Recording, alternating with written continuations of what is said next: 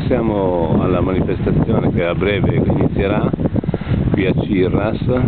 Vi è una dichiarazione del popolo sardo antinucleare che rivendica la sovranità del suo territorio, rivendica il fatto di non doverci porre sopra alcuna centrale nucleare né alcunché che vada a disturbare quella che è una vita sociale tranquilla di questa nazione. In questo momento sono arrivate queste donne, come vedete.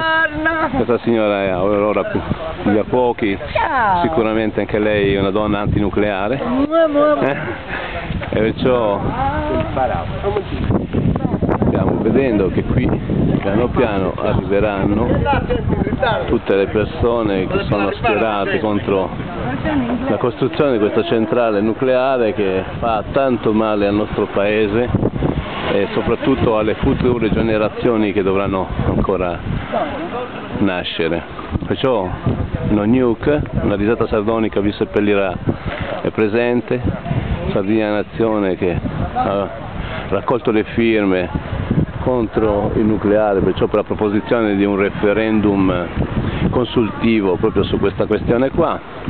Oggi verrà messo un simbolo di sovranità che è una statua di bronzo di un capo tribù nuragico, dove sotto sarà rivendicata la sovranità sulla nostra terra.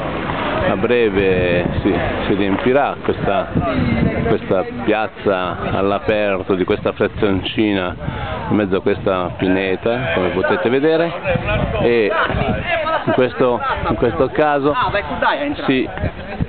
sarà rivendicata la sovranità. Il Bustiano Composto di Sardinia Nazione, ora, e come potete vedere si sta approntando la manifestazione, ma in fondo ci sono anche le forze dell'ordine, sono già schierate e praticamente ora a breve, appena ci sarà l'evento, verrà rivendicato per poter raccontare alle future generazioni ciò che questo popolo si è opposto di far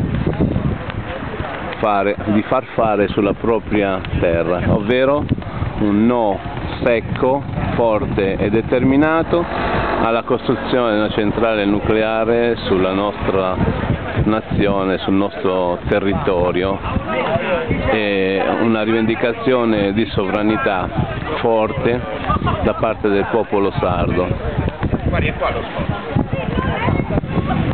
Zaini per No Nuke, una risata sardonica vi seppellirà.